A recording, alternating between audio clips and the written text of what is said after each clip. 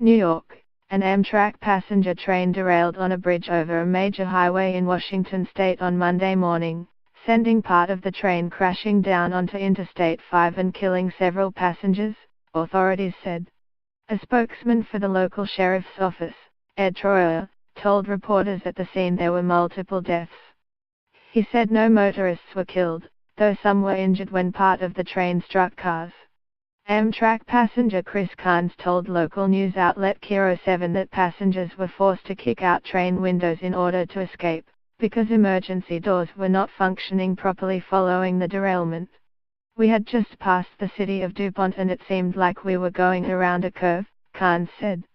"All of a sudden, we felt this rocking and creaking noise, and it felt like we were heading down a hill. The next thing we know, we're being slammed into the front of our seats. Windows are breaking, we stop, and there's water gushing out of the train. People were screaming." The derailment occurred on the first day that Amtrak trains began using a new track between the cities of Tacoma and Olympia, part of a project to reduce travel time. The new route takes trains along Interstate 5, eliminating a major choke point for passenger trains in Tacoma and allowing trains to reach speeds of 127 km/h, the department has said. It was not immediately clear whether the derailment, which came during a busy travel time 1 week before the Christmas holiday, was connected to the new route. Amtrak confirmed its train was involved and said some injuries had been reported but did not offer further details. The train derailed around 7:30 am local time in DuPont. A photograph posted by a Washington State Police spokeswoman showed an upside-down train car partially crushed on the highway, with a second car dangling off the overpass. About 70 people were aboard the train, local news media reported, citing the state transportation department.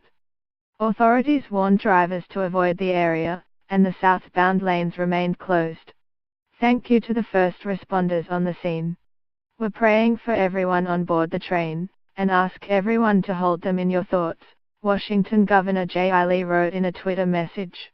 The train had been scheduled to leave Seattle at 6 a.m. and arrive in Portland, Oregon, at 9:20 am, according to an Amtrak timetable.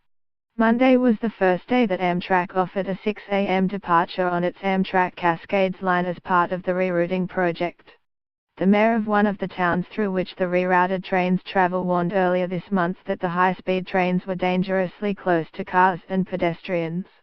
"Come back when there is that accident, and try to justify not putting in those safety enhancements, or you can go back now and advocate for the money to do it, because this project was never needed and endangers our citizens," Lakewood Mayor Don Anderson told transportation officials in early December, according to Seattle's KOMO News.